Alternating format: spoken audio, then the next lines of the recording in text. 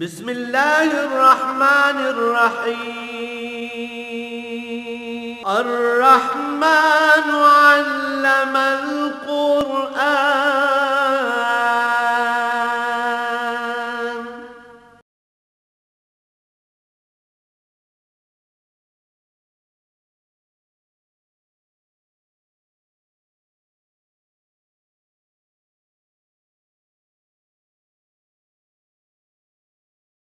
الحمد لله رب العالمين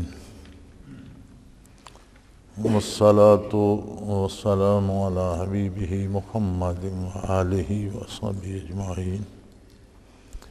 أعوذ بالله من الشيطان الرجيم. بسم الله الرحمن الرحيم. ما كان للمشركين أن يأمروا مساجد الله شاهدين على أنفسهم بالكفر أولئك حبطت أعمالهم وفي النار هم خالدون. إنما يأمر مساجد الله من آمن بالله واليوم الآخر وأقام الصلاة وآتى الزكاة ولم يخش إلا الله فعسى أولئك أن يكونوا من المهتدين. اجعلتم سقایۃ الحاج و عمارت المسجد الحرام کمن آمن باللہ والیوم الآخر وجاہد فی سبیل اللہ لا یستوون عند اللہ واللہ لا یہدی القوم الظالمین. الذین آمنوا وہاجروا وجاہدوا فی سبیل اللہ باموالہم وانفسہم اعظم درجۃ عند اللہ وَأُولَئِكَ هُمُ الْفَائِزُونَ. يُبَشِّرُهُمْ رَبُّهُمْ بِرَحْمَةٍ مِّنْهُ وَرِضْوَانٍ وَجَنَّاتٍ لَهُمْ فِيهَا نَعِيمٌ مُّقِيمٌ خَالِدِينَ فِيهَا أَبَدًا إِنَّ اللَّهَ عِندَهُ أَجْرٌ عَظِيمٌ.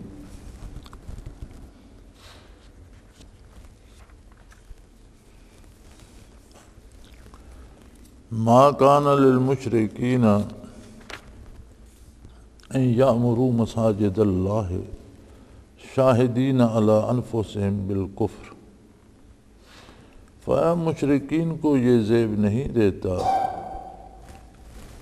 کہ وہ اللہ کی مسجدوں کو آباد کریں جبکہ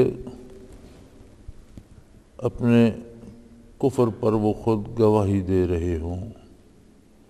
اولئک حبطت اعمالہم، ان لوگوں کے سب اعمال ضائع گئے. وفی النار ہم خالدون، اور یہ ہمیشہ دوزخ میں رہیں گے. فتح مکہ کے بعد اگرچہ بیت اللہ شریف سے بت ہٹا دیے گئے تھے اور مسلمان بیت اللہ میں عبادت کرتے تھے، طواف کرتے تھے، نمازیں پڑھتے تھے، لیکن مشرکین بھی اپنی رسومات ادا کرتے تھے اور بیت اللہ میں آتے جاتے تھے. چونکہ مسلمانوں کے معاہدے تھے مشرکین کے ساتھ، اور جنہوں نے معاہدے نہیں توڑے ان کے ساتھ معاہدے ختم نہیں کیے گئے جب تک ان کی میعاد پوری نہیں ہوئی.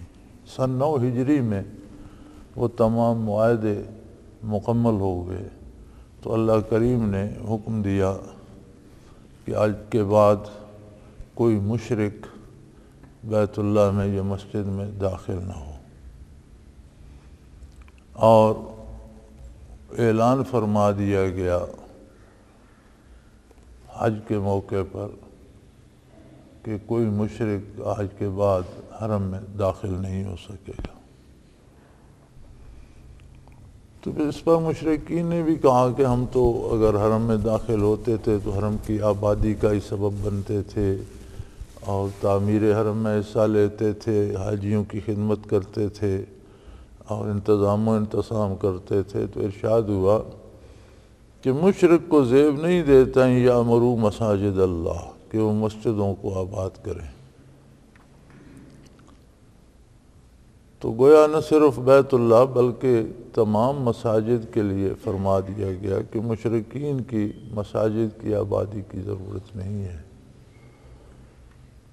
مساجد کی آبادی میں مسجد کی تعمیر سے لے کر اس میں عبادات، فرائض، نوافل، تعلیم و تعلم، قرآن کریم کا پڑھنا پڑھانا، تلاوت، ذکر اذکار، اس کی مرمت، اس کی تعمیر، اس کی دیکھ بھال، اس میں آنے جانے والوں کی خدمت کا خیال رکھنا، ان کی ضروریات کا خیال رکھنا، یہ سب چیزیں مسجد کی آبادی میں شامل ہیں اور سب چیزیں عبادات میں شامل ہیں۔ تو یامرو مساجد اللہ کہ وہ مشرکین کو زیب نہیں دیتا کہ وہ مساجد کو آباد، ان المساجد للہ، مساجد تو صرف اللہ کی ہیں۔ تو مشرک جو اللہ کے ساتھ شرک کرتا ہے، اس کی توحید پہ ایمان نہیں رکھتا، یا کافر جو اللہ کا انکار کرتا ہے، جب وہ اللہ ہی کو نہیں مانتے تو اللہ کی مسجد کے ساتھ ان کا کیا رشتہ یا کیا تعلق؟ شاہدین علی انفسہم، مسجد کی آبادی یامرو، اسی سے عمرہ نکلا ہے۔ جو لوگ نفلی حج کے لیے جاتے ہیں یا چھوٹے حج کے لیے جاتے ہیں تو اسے عمرہ کہتے ہیں۔ جیسے حج تو فرض ہے لیکن عمرہ فرض نہیں ہے، لوگ جاتے ہیں عمرہ کرنے کے لیے، تو یہ یہیں سے نکلا ہے یامرو مساجد اللہ، کہ وہ بیت اللہ کی آبادی کا سبب بھی ہے، اللہ کی عبادت بھی ہے، قرب الہی کا سبب بھی ہے، اور بیت اللہ شریف کی آبادی کا سبب بھی ہے۔ تو مساجد کی آبادی سنت کے مطابق، اللہ کے رسول کے حکم کے مطابق وہاں عبادت کرنا ہے۔ تو جو اللہ ہی کو نہیں مانتے یا اللہ سے شرک کرتے ہیں، وہ اللہ کے حکم کو کب مانیں گے اور اللہ کے حکم کے مطابق عبادت کریں گے؟ لہذا انہیں وہاں داخلے کی اجازت ہی نہیں، جبکہ وہ اپنے آپ پہ خود اپنے کفر پہ اور شرک پہ گواہ ہیں۔ اور اگر وہ کوئی نیکی بھی کرتے ہیں، مثلا تعمیر مسجد یا مسجد میں چندہ دینا یا مسجد کی مرمت کرا دینا یا مسجد میں آنے جانے والوں کی خدمت کرنا، تو یہ نیکی تو ہے، لیکن فرمایا ان کی کسی نیکی کا آخرت میں کوئی اجر نہیں،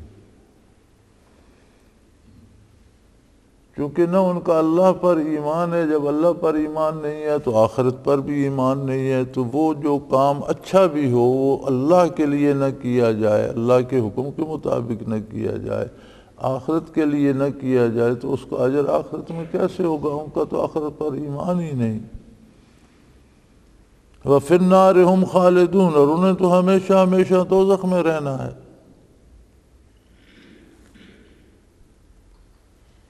تو یہ ضروری ہے، مساجد کی آبادی بہت بڑی نیکی ہے، بہت بڑی عبادت ہے، لیکن ضروری یہ ہے کہ عقیدہ درست ہو اور کردار صحیح ہو۔ عقیدہ بنیاد ہے، عمل میں اگر کوتاہی بھی ہو تو اللہ کریم معاف فرمانے والے ہیں اور اس کی رحمت بہت وسیع ہے، لیکن عقیدے کی کوتاہی جو ہے یہ ناقابل معافی جرم ہے۔ اللہ کریم اسے معاف نہیں فرماتے کہ کوئی اللہ کے ساتھ شرک کرے، اور چھوٹے چھوٹے شرک تو ہماری زندگیوں میں بے شمار ہیں۔ اللہ ہمیں معاف فرمائے۔ شرک جلی پر تو ایسی چوٹ لگائی نبی صلی اللہ علیہ وآلہ وسلم نے کہ جسے کلمہ نصیب ہو جاتا ہے وہ شرک جلی یا ظاہراً اللہ کا کوئی شریک بنانے کا تصور بھی نہیں کرتا۔ اور یہ صدیوں سے ایک قانون بن گیا ہے کہ کلمہ جسے نصیب ہو جائے اللہ اسے شرک جلی سے پناہ دے دیتا ہے، وہ اللہ کا شریک نہیں بناتا۔ لیکن شرک خفی یہ بہت خطرناک مرض ہے، یہ کینسر کی طرح ہے کہ اندر ہی اندر چلتا رہتا ہے۔ شرک خفی کیا ہے؟ کسی سے نفع کی امید پر اس کی اطاعت کرنا اللہ کے مقابلے میں، اللہ کا حکم توڑ کر اس کا حکم ماننا اس امید پر کہ اس سے مجھ کو نفع پہنچے گا، یہ بھی شرک ہے۔ گویا ہم نے اسے وہ مقام دے دیا جو اللہ کا تھا۔ اس سے اگر ہم اندازہ کریں تو با اقتدار لوگوں سے امیدیں، اپنے پیروں سے امیدیں،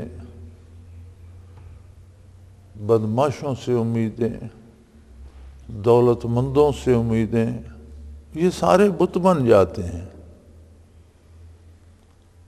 اور نادانی میں ہم لوگ اللہ کی نافرمانی کر جاتے ہیں، ان کی بات مان لیتے ہیں۔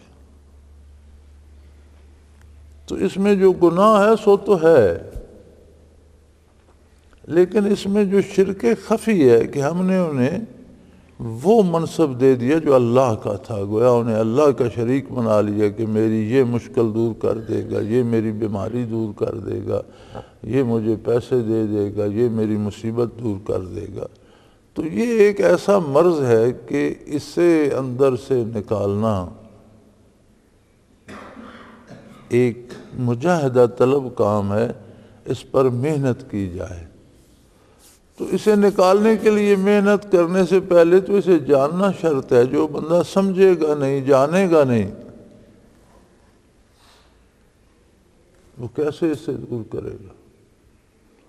اور یہ غیر شعوری طور پر ہم اس کی پرواہ نہیں کرتے، امیدیں لوگوں سے وابستہ کر لیتے ہیں یا دولت سے وابستہ کر لیتے ہیں، اس کے لیے ہر جھوٹ بولنے کو تیار ہو جاتے ہیں، ہر غلطی کرنے کو تیار ہو جاتے ہیں، اللہ کی عظمت کا خیال نہیں رہتا، رسول اللہ صلی اللہ علیہ وسلم کی سنت کا خیال نہیں رہتا۔ پھر مساجد کی آبادی میں یہ بھی داخل ہے کہ مسجد میں جو سنت کے خلاف کام ہے انہیں روکا جائے۔ صاحب تفسیر مظہری نے چند چیزیں گنائی ہیں رحمۃ اللہ تعالی علیہ، مثلاً کوئی مسجد میں بیٹھ کر کاروبار کرتا ہے اسے منع کیا جائے۔ ایک عام بات ہے، جس چیز کی کوئی چیز گم ہو جاتی ہے وہ گمشدگی کا اعلان مسجد سے کراتا ہے، یہ حرام ہے، ناجائز ہے۔ اور مزے کی بات یہ ہے کہ اب مسجد والے اس پر پیسے لے لیتے ہیں، کہتے ہیں جی اتنے روپے دے دو اور لاؤڈ سپیکر آن کر کے اعلان کر دو۔ وہ روپیہ لینا بھی حرام ہے اور اعلان کرنا بھی حرام ہے۔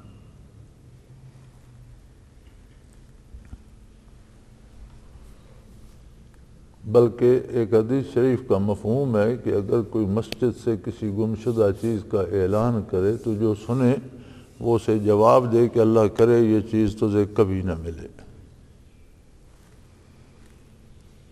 یا مسجد میں شور کرنا یا دنیا کی باتیں شروع کر دینا یا جھگڑا کرنا، یہ ساری چیزیں جو ہیں ان کو روکنا بھی مسجد کی آبادی میں شامل ہے۔ اور اب تو اللہ ہمیں معاف کرے، ہم نے اتنی بدعات ایجاد کر لی ہیں جن کی کوئی اصل متقدمین میں نہیں ملتی، اور پھر انہیں ہم دین کے نام پر مساجد میں کرتے ہیں۔ تو بدعات کا، رسومات کا مساجد میں ادا کرنا بھی مسجد کی بربادی میں شامل ہے، مسجد کی خرابی میں شامل ہے، اس سے روکنا مساجد کی آبادی میں شامل ہے۔ تو جو کچھ یہ مشرکین کرتے تھے، اگرچہ بیت اللہ کی تعمیر کا بھی لحاظ رکھتے تھے، اس کے اخراجات کا، وہاں آنے والوں کے ضروریات کا بھی پاس رکھتے تھے، لیکن رسومات تو وہ کرتے تھے جن کا حکم نہ اللہ نے دیا نہ اللہ کے رسول نے دیا۔ تو فرمایا یہ تو مسجد کی آبادی نہیں، یہ تو بربادی کا کام کر رہے ہیں۔ تو یہ لوگ چونکہ شرک کرتے ہیں اور کفر کرتے ہیں، تو ان کی کسی نیکی کا آخرت میں کوئی اجر نہیں۔ ہاں اللہ ایسے کریم ہے کہ نیکی کافر کی بھی ضائع نہیں فرماتے۔ مثلا کسی کافر نے ہسپتال بنا دیا، کسی نے کنواں تالاب بنا دیا، تو ان کی نیکی ضائع نہیں فرماتے، لیکن چونکہ کافر کا آخرت پر تو ایمان نہیں ہے، وہ جو کچھ کرتا ہے دنیاوی فائدے کے لیے کرتا ہے، کوئی نہ کوئی پیچھے اس کے ذہن میں، اس کے دل میں کوئی دنیا کا فائدہ ہوتا ہے، یا شہرت ہوتی ہے، یا کسی مصیبت کے ٹل جانے کی امید ہوتی ہے، یا مال کے آ جانے کی امید، تو وہ اس کے لیے کرتا ہے، تو وہ دنیاوی اجر اللہ اسے بھی دے دیتے۔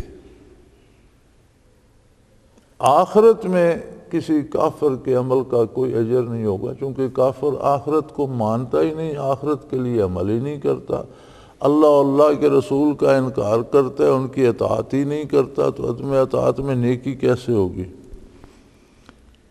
تو یہ تو وہ لوگ ہیں وَفِي النَّارِ هُمْ خَالِدُونَ جنہیں ہمیشہ ہمیشہ دوزخ میں رہنا ہے۔ کفر و شرک ایک ایسی بیماری ہے کہ جس کا انجام ہمیشہ ہمیشہ کے لیے جہنم ہے۔ انما یامر مساجد اللہ من آمن باللہ والیوم الآخر واقام الصلاة وآت الزکاة ولم یخش الا اللہ۔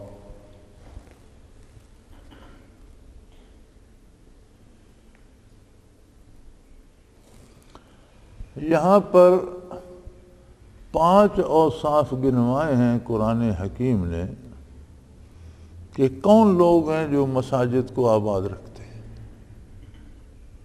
وہ کیسے ہیں، مسجد کی آبادی کا سبب کون لوگ ہیں، اور کن لوگوں کو مسجد کو آباد رکھنا چاہیے۔ انما یامر مساجد اللہ، اللہ کی مسجدوں کو جو لوگ آباد کرتے ہیں وہ ہیں من آمن باللہ، سب سے پہلے بات کی کہ جن کا عقیدہ درست ہو، جو اللہ پہ یقین رکھتے ہیں۔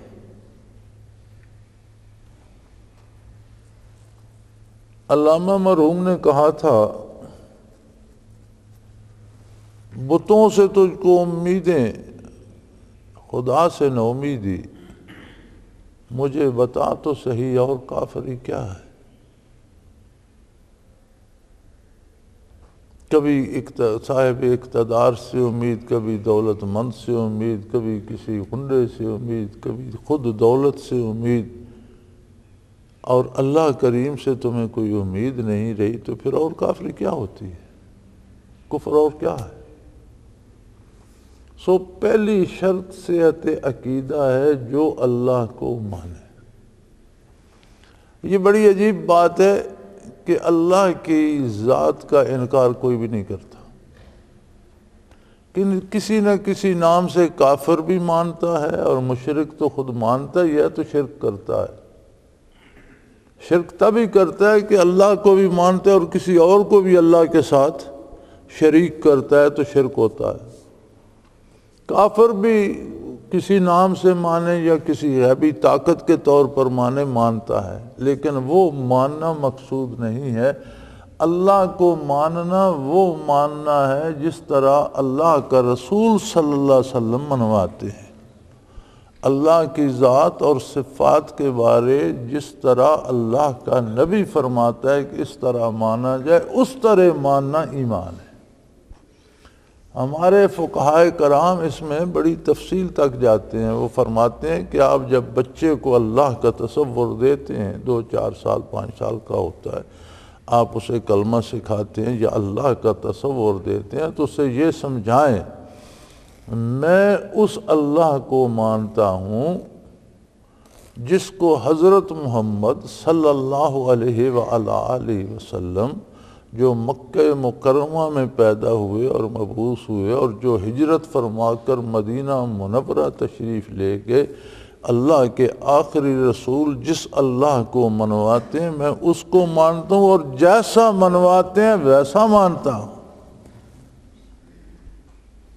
یعنی ایمان باللہ کی شرط یہ ہے کہ اپنی مرضی سے اللہ کو نہ مانا جائے، ویسا مانا جائے جیسا ماننے کی تعلیم نبی کریم صلی اللہ علیہ وسلم نے ارشاد فرمائی۔ تو پہلی صفت ایمان باللہ.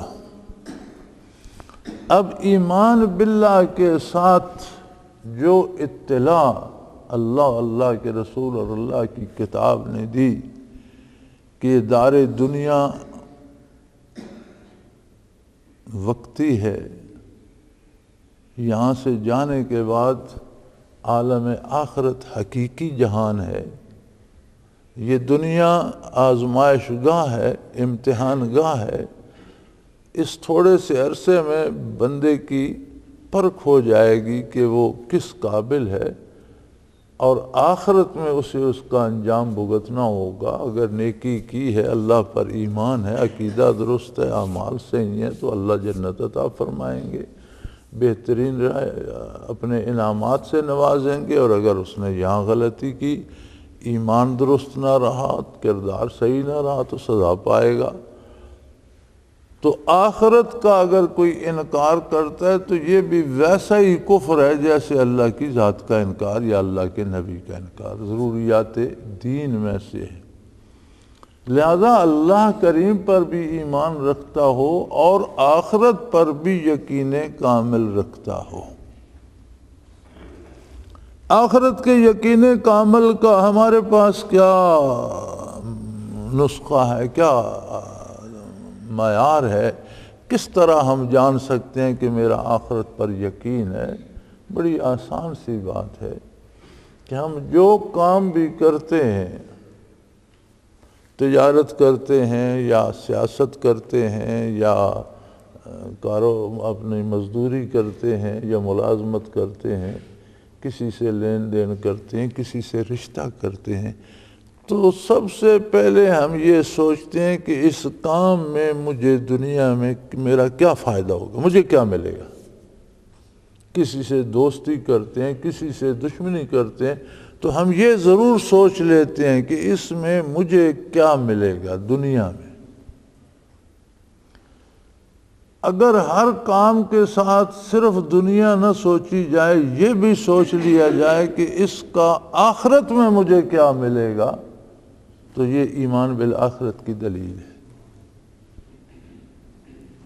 جب ہم کوئی کام کرتے ہیں، کاروبار کرتے ہیں، کسی سے لین دین کرتے ہیں، کسی سے دوستی کرتے ہیں، کسی سے دشمنی کرتے ہیں، تو یہ سوچنا چاہیے کہ یہ جو میں کرنے جا رہا ہوں اس کا نتیجہ آخرت میں کیا ہوگا. اگر آخرت میں اس کا نتیجہ خراب ہے تو میں یہ کام نہ کروں. جیسے دنیا میں ہم سمجھتے ہیں کہ اگر میں نے یہ کام کیا میرا نقصان ہو جائے گا، تو ہم وہ کام نہیں کرتے. اسی طرح اگر یہ سوچ ہمارے ساتھ رہے کہ دنیا کا فائدہ بھی ہو اور آخرت کا فائدہ بھی ہو. ہم نے آج کل تو اللہ ہمیں معاف کرے دین کو مذاق بنا لیا ہے. ایک استخارہ کا حکم ملتا ہے شریعت میں، بندہ استخارہ کر سکتا ہے اس صورت میں کہ ایک کام کرنے کی دو صورتیں ہیں، دو طریقوں سے ہو سکتا ہے، کرنا یا نہ کرنا. اس کے لیے استخارہ نہیں ہے، اس کے لیے شریعت کا حکم ہے. کام شرعاً جائز ہے تو آپ ضرور کریں، شرعاً جائز نہیں ہے تو آپ نہ کریں، اس میں کوئی استخارہ نہیں.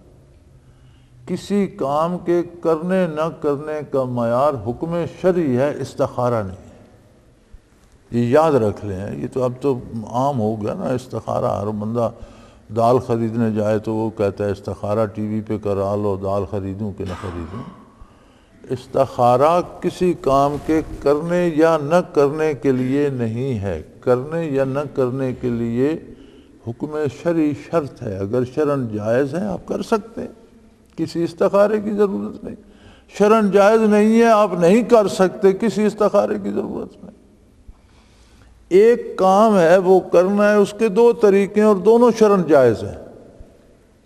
دو طرح سے ہو سکتا ہے اور دونوں طریقے شرعاً جائز ہیں.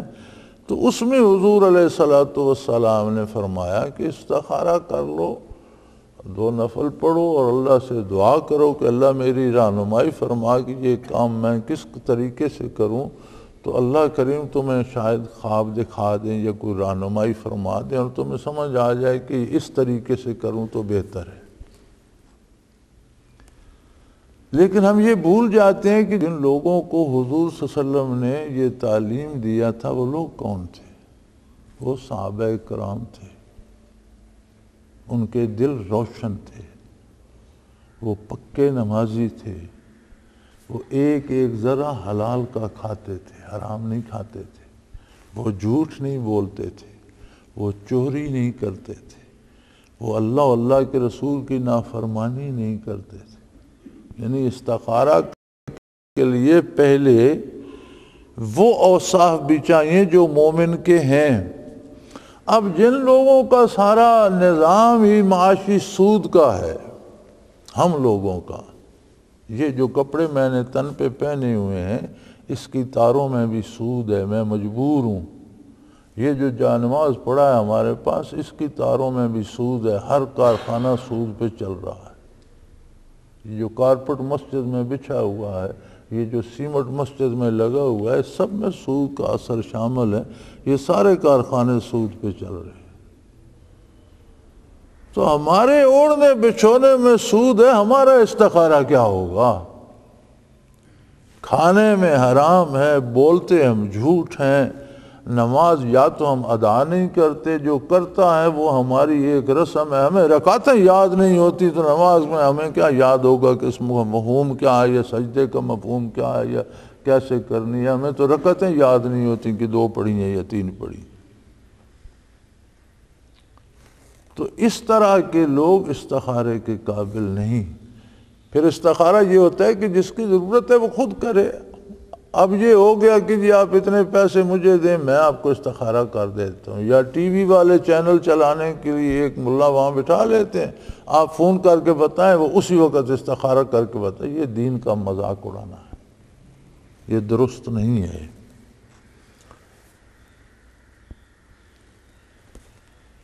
اور بنیادی بات یہ ہے کہ یہ عقیدے پہ زد پڑتی ہے کہ آپ حکم شرعی نہیں مانتے اور استخارے کراتے پھر زیادہ استخارے ہوتے ہیں شادی کے لیے۔ میرے پاس بھی آتے ہیں خطوط، جی فلاں جگہ بچے یا بچی کا رشتہ کرنا ہے، استخارہ کر کے بتائیں۔ بچہ بچی آپ کا استخارہ میرے سر میں درد ہے کہ میں کرتا پھروں؟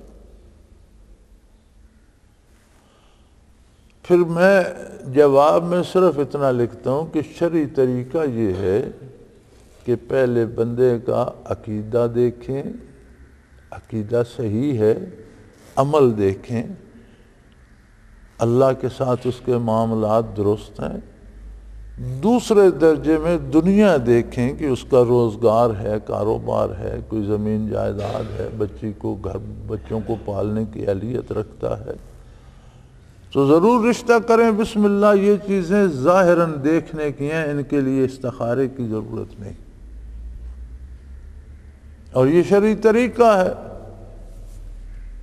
لیکن بڑی عجیب بات ہے، لوگ دیکھتے ہیں تو صرف دولت، گدھے کو بھی بیٹی بیاہ کے دے دیتے ہیں اگر اس پر سونا لدا ہوا ہو، صرف دولت دیکھتے ہیں، نہیں پوچھتے کہ اس کے اللہ اور اللہ کے رسول کا کوئی علم بھی ہے، اسے کلمہ بھی آتا ہے یا نہیں، کبھی اس نے نماز بھی پڑھی ہے یا نہیں، اس کا آخرت کے ساتھ بھی کوئی تعلق ہے یا نہیں۔ استخارے بھی دنیا کے لیے کراتے ہیں کہ اگر ہم رشتہ دیں گے تو یہ سوکھے ہوں گے کہ نہیں۔ کمال ہے۔ تو یہ چیزیں اطاعت رسول کے خلاف ہیں، اتباع شریعت کے خلاف ہیں، اور یہ چیزیں ایمان پہ زد ڈالتی ہیں۔ جب آپ کسی ملا کے استخارے پہ فیصلہ کرتے ہیں اور اللہ کے رسول کی شریعت پہ نہیں کرتے تو یہ زد عقیدے اور ایمان پہ پڑتی ہے۔ تو ان رسومات کا خاتمہ بھی مساجد کی آبادی میں شامل ہے، اور مسجدیں وہ لوگ آباد کرتے ہیں جن کا ایمان اللہ پہ درست ہو، آخرت کو مانتے ہوں۔ جیسا یہاں دیکھو صرف درمیان میں واو لگائی ہے کہ جیسا اللہ پر ایمان ہے ویسا ہی آخرت پر بھی ایمان ہے۔ جس پختگی سے اللہ کی عظمت کے قائل ہیں، اس کے قادر ہونے کے قائل ہیں، اس کی ذات اور اس کی صفات کو جس طرح حضور صلی اللہ علیہ وسلم منواتے ہیں اس طرح مانتے ہیں، اسی یقین سے آخرت کو بھی مانتے ہیں، قیامت کو بھی مانتے ہیں، حساب کتاب کو بھی مانتے ہیں، جنت و دوزخ کو بھی مانتے ہیں۔ اور جب یہ مانتے ہیں تو ظاہر ہے پھر وہ اقام الصلاۃ، پھر وہ نماز کو قائم رکھنے والے ہوں۔ جس کا آخرت پر یقین ہے وہ نماز چھوڑ نہیں سکتا۔ بیماری میں چھوٹ گئی، کبھی غفلت میں چھوٹ گئی، ہو سکتا ہے سو گیا اور نہ اٹھ سکا، قضا کر لے گا، لیکن چھوڑ دینا عمدن کہ چلو یہ خیر ہے پڑھی نہیں، فرصت نہیں ہے، نہیں پڑھتے، فرمایا یہ جو نہ پڑھنے والی بات ہے نا، اس کا نتیجہ اگر آپ پیچھے چلیں تو یہ چلتا ہے کہ اسے اللہ کی عظمت اور آخرت پر یقین نہیں ہے۔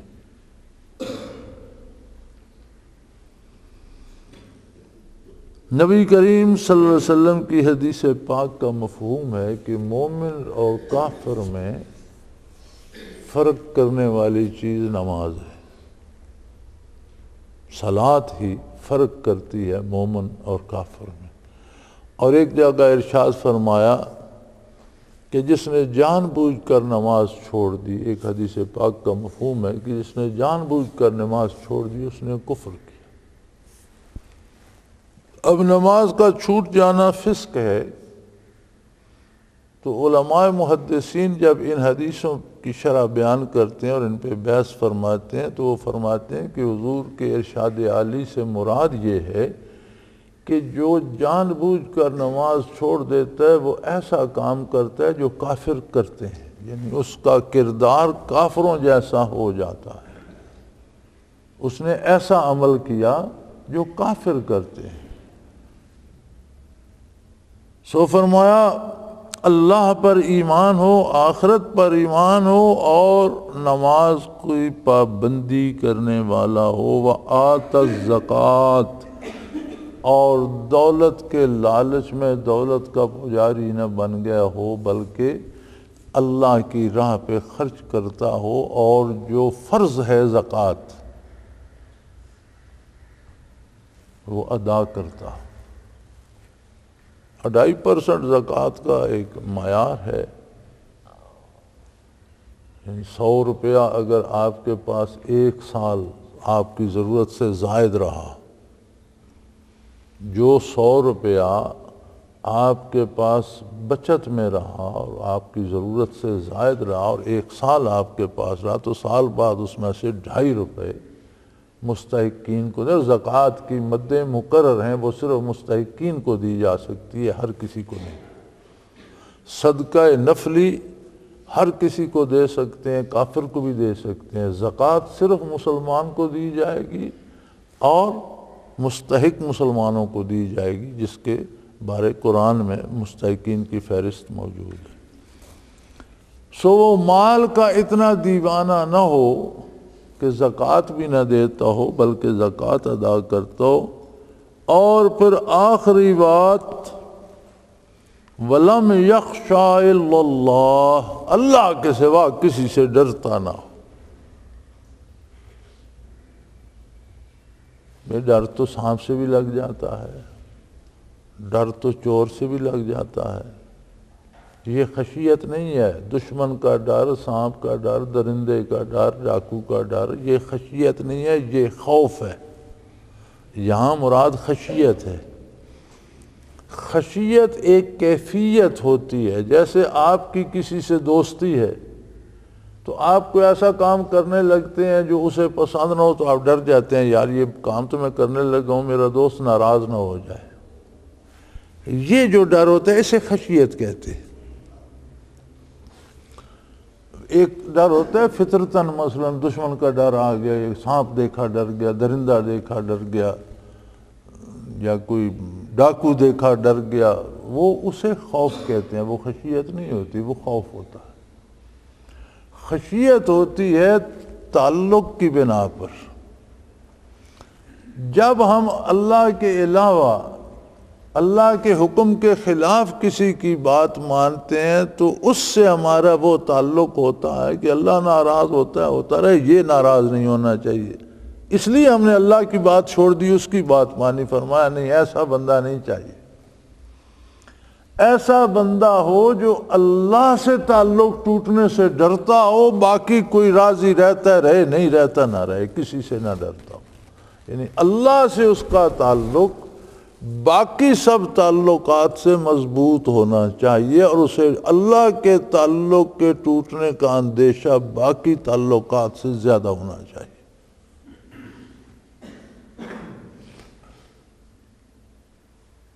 یہ تو بڑی نازک باتیں ہیں، احساسات کی باتیں ہیں، قلبی کیفیات کی باتیں ہیں، اور یہ ممکن نہیں ہے، میں نہیں سمجھتا، بلکہ میں یہ سمجھتا ہوں کہ ہم نے دیکھا ہے لوگوں کو برسوں اللہ اللہ بھی کرتے رہے، مشائخ کے ساتھ رہے، ذکر قلبی بھی کرتے رہے، لیکن پھر بھی یہ چیزیں ان سے نہیں گئیں، اور بعض کو ہم نے دیکھا ہے کہ یہ چیزیں رہ گئیں اور ذکر چھوٹ گئے، اللہ کی یاد چھوٹ گئی، لیکن یہ دنیا کے لالچ کے وہاں سے یہ مل جائے، وہاں سے یہ مل جائے، ادھر سے یہ رہ گئے۔ اس سے بڑی بدبختی کیا ہو؟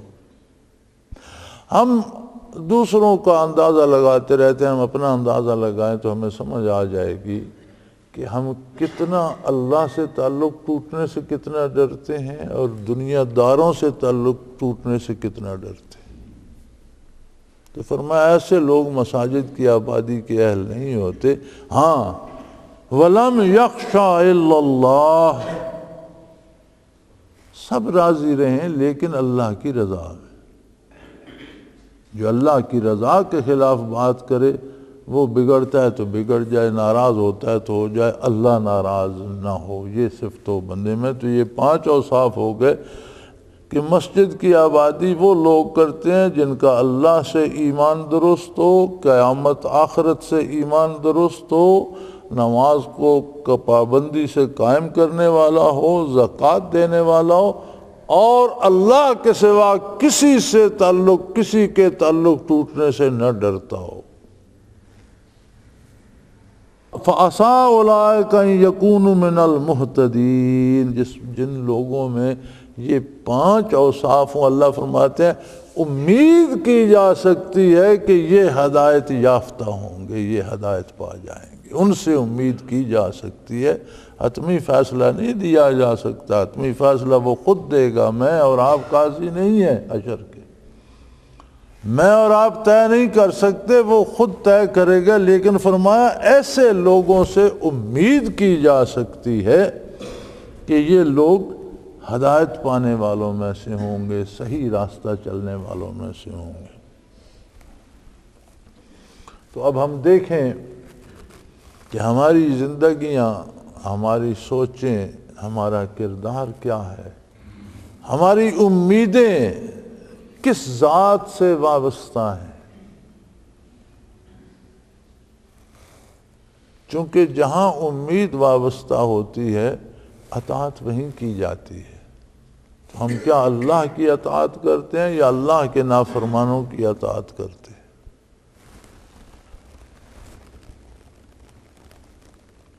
اجعلتم سقایۃ الحاج و عمارت المسجد الحرام کمن آمن باللہ والیوم الآخر وجاہد فی سبیل اللہ لا یستوون عند اللہ واللہ لا یہدی القوم الظالمین۔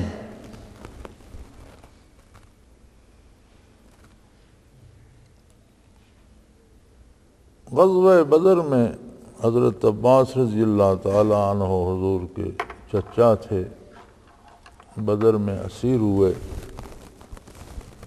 وہ بدر سے پہلے ایمان لا چکے تھے مکہ مکرمہ میں، وہ بھی، ان کی اہلیہ بھی، ان کے بیٹے بھی، لیکن انہوں نے اپنا ایمان پوشیدہ رکھا۔ اور جب مشرکین نے بدر کی تیاری کی تو سب کو نکلنے کے لیے کہا تو مجبوراً انہیں بھی ساتھ جانا پڑا۔ اور میدان بدر میں حضور علیہ الصلوۃ والسلام نے حکم دیا تھا کہ بنو ہاشم کے جو لوگ ہوں ان پر کوئی تلوار نہ چلائے کہ وہ مجبوراً آئے ہیں، وہ خوشی سے ہمارے مقابلے میں لڑنے کے لیے نہیں آئے۔ یہ بھی شہادت تھی ان کے ایمان پر حضور اکرم صلی اللہ علیہ وسلم کی۔ بدر میں وہ قید ہو گئے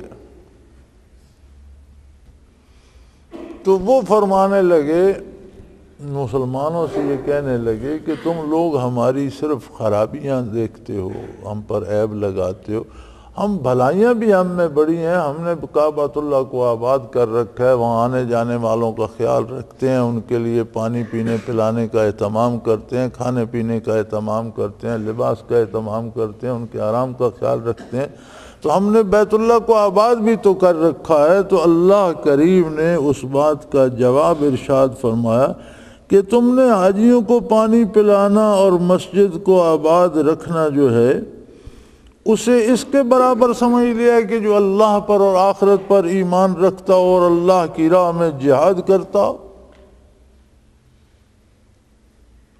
اگر ایمان نہیں ہے تو میرے بھائی کوئی تمہاری نیکی نہیں ہے، اس میں بھی کوئی تمہارا دنیاوی فائدہ ہوگا کہ حاجیوں کی خدمت کرتے ہو تو ان سے کوئی فائدہ اٹھاتے ہوگے، بیت اللہ کی دیکھ بھال کرتے ہو تو اس سے تمہارا کوئی دنیاوی مقصد حل ہوتا ہوگا۔ اللہ کو آخرت کو جب مانتے نہیں ہو تو تمہاری نیکی اللہ و آخرت کے لیے نہیں ہے۔ پھر تم بیٹھ کر مسجد میں رات دن اگر عقیدہ بھی صحیح ہو اور ایمان بھی درست ہو، عمل بھی درست ہو، اور رات دن مسجد میں بیٹھ کر نوافل ادا کرتا ہے تو اس کے برابر تو نہیں ہو سکتا جو سرے میدان اللہ کی توحید منوا رہا ہے اور جان دے کر جہاد کر رہا ہے اور میدان عمل میں کھڑا ہے، اس کے برابر تو نہیں ہو سکتا۔ لا یستوون، یہ برابر نہیں ہو سکتے۔ تفسیر مظہری میں قاضی ثناء اللہ پانی پتی رحمۃ اللہ تعالی علیہ نے یہاں ایک حدیث نقل فرمائی ہے جو مسند احمد میں بھی ہے، ترمذی میں بھی ہے، ان کے حوالے سے نقل فرمائی، جس کا مفہوم یہ ہے کہ وہ فرماتے ہیں کہ سب سے افضل عمل ذکر قلبی ہے، کہ نبی کریم صلی اللہ علیہ وسلم کی حدیث جس کا مفہوم ہے انہوں نے یہاں نقل فرمائی ہے کہ حضور نے فرمایا کیا تمہیں کوئی ایسا عمل نہ بتاؤں کہ تم ایمان لاؤ، تم جہاد کرو، تم مارے جاؤ، شہید ہو جاؤ، اس سے بھی بڑا درجہ تمہیں ملے، ایسا عمل بتاؤں؟ عرض کی یا رسول اللہ ضرور فرمائیے، فرمایا ذکر قلبی۔ یہ حدیث نقل کر کے قاضی ثناء اللہ پانی پتی مرحوم فرماتے ہیں کہ سب سے بڑا عمل ذکر قلبی ہے، سب سے بڑا۔ لیکن یاد رہے ہر درخت اپنے پھل سے پہچانا جاتا ہے، ذکر قلبی کا بھی پھل یہ ہے کہ اس سے ایمان باللہ بھی مضبوط ہوتا ہے، ایمان بالآخرت بھی مضبوط ہوتا ہے، محبت رسول بھی نصیب ہوتی ہے صلی اللہ علیہ وسلم، اور میدان عمل میں اور میدان جہاد میں جانا بھی نصیب ہوتا ہے، ہجرت کی جرت بھی نصیب ہوتی ہے، قتال بھی نصیب ہوتا ہے، حتیٰ کہ ذکر قلبی وہ عمل ہے کہ عین جہاد میں بھی فرمایا اذا لقیتم فئۃ فاثبتوا واذکروا اللہ کثیرا، کفار سے مقابلہ آ جائے جم کر لڑو، ڈٹ کر لڑو اور اللہ کا ذکر کثرت سے کرتے رہو۔ تو فرماتے ہیں افضل ترین کام اور افضل ترین علاج ذکر اللہ ہے، اور اگر کسی کی اس سے بھی اصلاح نہیں ہوتی تو پھر اللہ ہی حافظ ہے، یہ آخری علاج ہے، لائف سیونگ ڈرگ جسے آپ کہتے ہیں، یہ وہ نعمت ہے۔ تو فرمایا تم نے یہ مسجد بنانا یا مسجد کو پوت دینا یا مسجد میں آنے والوں کو پانی پلانا یا مسجد کی ظاہری آبادی کا سبب بننا، اسے تم نے اس کے مقابل کر لیا کہ اللہ پر ایمان لیا اور آخرت پر ایمان لیا اور اللہ کی راہ میں جہاد کرے، لا یستوون، یہ برابر نہیں ہو سکتے۔ عقیدہ درست نہ ہو تو نیکی کوئی نہیں، اس کی کوئی حیثیت ہی نہیں۔ فرمایا لا یستوون عند اللہ، اللہ کے نزدیک وہ نہیں برابر ہو سکتے۔ اور یاد رکھو واللہ لا یہدی القوم الظالمین، اللہ بے انصاف لوگوں کو ہدایت نہیں دیا کرتے، ظالموں کو اللہ ہدایت نہیں دے۔ ظلم ہوتا ہے بے انصافی، غلط کاری، غلط کاروں کو اللہ ہدایت نہیں دیتے۔ اب دیکھیں، انہیں فخر تھا کہ ہم حاجیوں کی خدمت کرتے ہیں، ہم بیت اللہ کی آبادی کر، اللہ پاک فرماتے تم بے انصاف لوگ،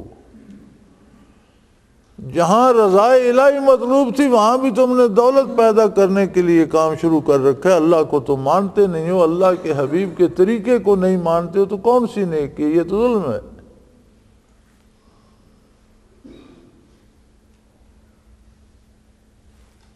تو یہ سارا قصے ہمیں کیوں سنائے جا رہے ہیں؟ اب تو 1450 سال بیت کے نزول قرآن کو، نہ وہ کفار رہے، نہ وہ مشرکین رہے، نہ وہ عہد رہا، نہ وہ لوگ رہے، ہمیں یہ سنائے جا رہے ہیں کہ یہ معیار حق ہیں، ہم اپنے آپ کو اس میں پرکھ لیں، یہ آئینہ ہے قرآن کریم، اس میں ہم اپنے آپ کو دیکھ لیں۔ کہیں ہمارے عمرے بھی شہرت کے لیے تو نہیں ہیں، کہیں ہمارے حج بھی پارسائی کا اشتہار تو نہیں ہے، کہیں ہمارے سفر بھی محض دولت کے لیے تو نہیں ہے۔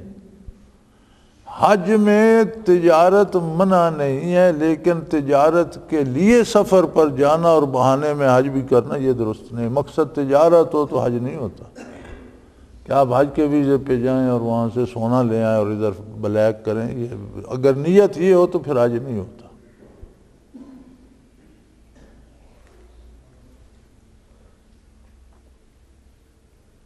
تو فرمایا غلط کاروں کو یا بے انصاف لوگوں کو اللہ ہدایت نہیں دیتے، انہیں کبھی ہدایت نصیب نہیں ہوتی۔ اللہ کریم ہمیں ہدایت نصیب فرمائے، ہمارے گناہوں سے درگزر فرمائے اور ہماری باتیں قبول فرمائے۔ وآخر دعوانا ان الحمدللہ رب العالمین۔ اللہ اللہ اللہ اللہ اللہ اللہ اللہ اللہ۔ حضرت امیر محمد اکرم آوان مد ظلہ العالی دارالعرفان منارہ ضلع چکوال میں سالہ سال سے قرآن و حدیث کے اوپر خطابات کر رہے ہیں اور سلسلہ نقشبندیہ اویسیہ کے مطابق لوگوں کو ذکر الہی کی تربیت دے رہے ہیں۔ وہ قرآن پاک کی تفسیر ترتیب وار بیان کر رہے ہیں۔ تفسیر قرآن کو وہ موجودہ ملکی اور بین الاقوامی حالات کے مطابق بیان کرتے ہیں۔ موٹر وے سے کلر کہار کے انٹرچینج سے نکلتے ہوئے، کلر کہار کی جھیل سے ہوتے ہوئے، میانی، بوچھال اور نور پور سے گزرتے ہوئے دارالعرفان منارہ پہنچ سکتے ہیں۔